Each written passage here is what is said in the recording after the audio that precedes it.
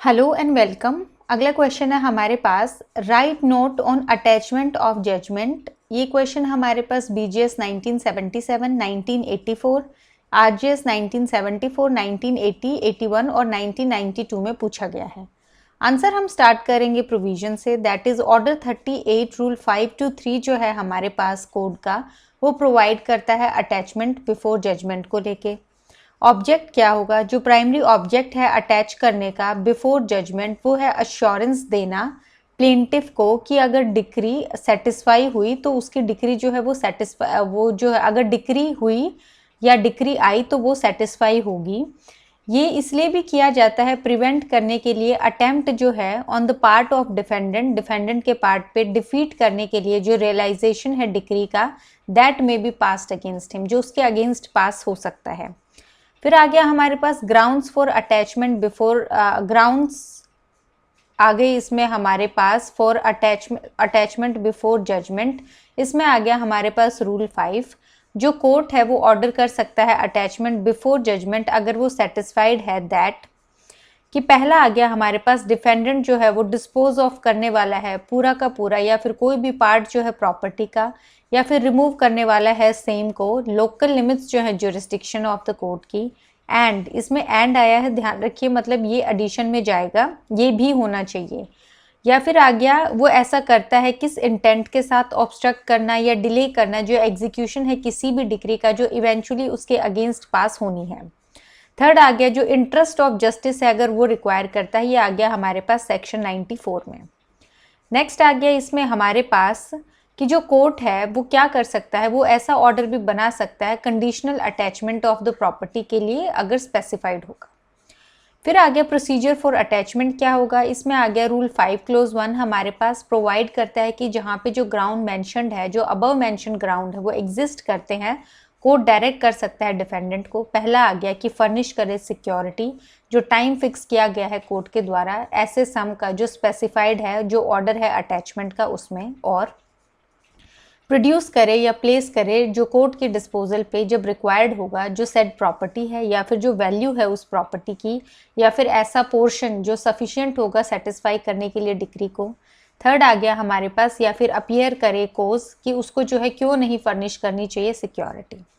इसमें फर्दर आ गया हमारे पास रूल 6 जो है वो प्रोवाइड करता है कि जो डिफेंडेंट है अगर वो फेल हो जाता है फर्निश करने में सिक्योरिटी या फिर कोज शो करने में, तो कोर्ट जो है वो क्या कर सकता है, ऑर्डर दे सकता है कि जो प्रॉपर्टी स्पेसिफाइड है या फिर जो पोर्शन है जो सफिशिएंट होगा सेटिस्फाई करने के लिए डिक्री को, जो पास किया जा सकता है सूट में, उसको जो है अटैच किया जाए। रूल 5 क्लोज 4 जो है हमारे पास वो प्रोवाइड करता है कि अगर अटैचमेंट किया गया बिना कंप्लाई करे रूल 5 क्लोज 1 के साथ तो वो जो है यहाँ पे वॉइड होगा। तो ये एडिशनल इन्फॉर्मेशन थी यहाँ पे। नेक्स्ट हेडिंग आ गई हमारे पास mode of attachment and other procedure.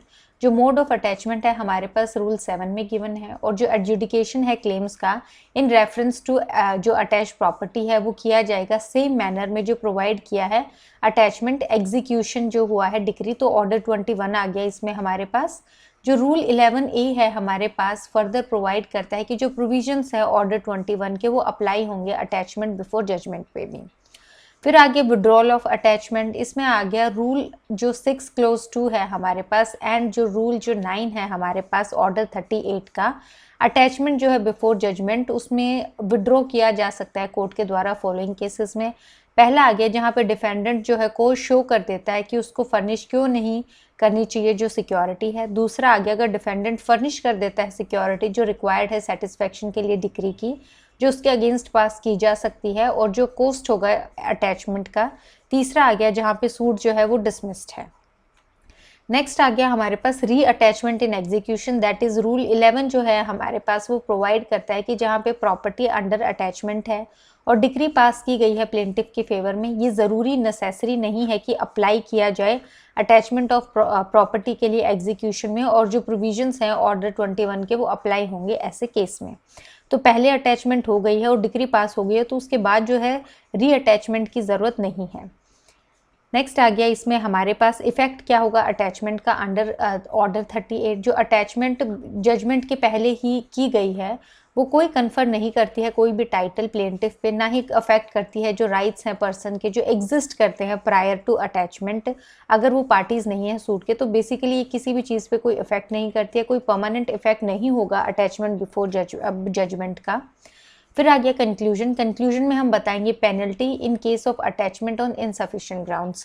Conclusion में हम बताएंगे सेक्शन 95। तो सेक्शन 95 जो है हमारे पास वो एम्पावर करता है कोर्ट को कि वो इम्पोज कर सकती है पेनल्टी 50,000 की। ये हमारे पास प्री का भी क्वेश्चन है प्लेंटिफ के ऊपर, अगर वो अप्लाई करता है अटैचमेंट के लिए इनसफिशिएंट ग्राउंड्स पे जो इंजरी कॉज कर देगा डिफेंडेंट को। सो इस क्वेश्चन में 2-3 बातें ध्यान रखने वाली हैं। पहला यही कि हमने 10-15 मार्कर के हिसाब से किया है, 20 मार्कर भी जो है ये इजीली बन जाता है। दूसरा आगे अगर ये 5 मार्कर में आता है आपको काफ़ी ज़्यादा हेडिंग्स भी कट शॉर्ट करनी पड़ेंगी, बट आप ट्राई कीजिए आप इंट्रो लिखें, इंट्रो प्लस ऑब्जेक्ट आप एक पैराग्राफ में लिख सकते हैं, ग्राउंड्स लिखें आप। फिर आ गया हमारे पास जो इसका विड्रॉ करने का क्या प्रोसीजर होगा वो। फिर आ गया कंक्लूजन हमारे पास। कंक्लूजन में आप इफेक्ट लिख सकते हैं अटैचमेंट का, तो आप 5 मार्क्स में ये कंक्लूजन बना सकते हैं। लेकिन अगर 20 मार्क्स में आता है तो आपको एज इट इज़ लिखना है। फिर आ गया कि ये जो क्वेश्चन है ये काफ़ी ज़्यादा स्टेट्स में पूछा गया है तो इसकी प्रोबेबिलिटी बहुत ज़्यादा है आने की। आप जो है ये प्रॉपर बेरेक्ट उठा के भी लिख सकते हैं क्योंकि ये कम्प्लीटली बेरेक्ट बेस्ड क्वेश्चन है। लेकिन आप ट्राई कीजिए जो भी हमने रूल्स यहाँ पे डिस्कस किए हैं वो काफ़ी ज़्यादा इंपॉर्टेंट रूल्स है और उनकी जो है अलग से कोई भी क्रिएटिव हेडिंग लिखें, साइड में आप ब्रैकेट में रूल लिखें और उसके बाद जो है 2-2 लाइन में जो है अपनी लैंग्वेज में भी इसको जो है एक्सप्लेन कर सकते हैं। तो ऐसे करके जो है आप ये क्वेश्चन अटैम्प्ट करेंगे। बाकी इस क्वेश्चन में हमने सब कुछ इंक्लूड कर लिया है। So thank you.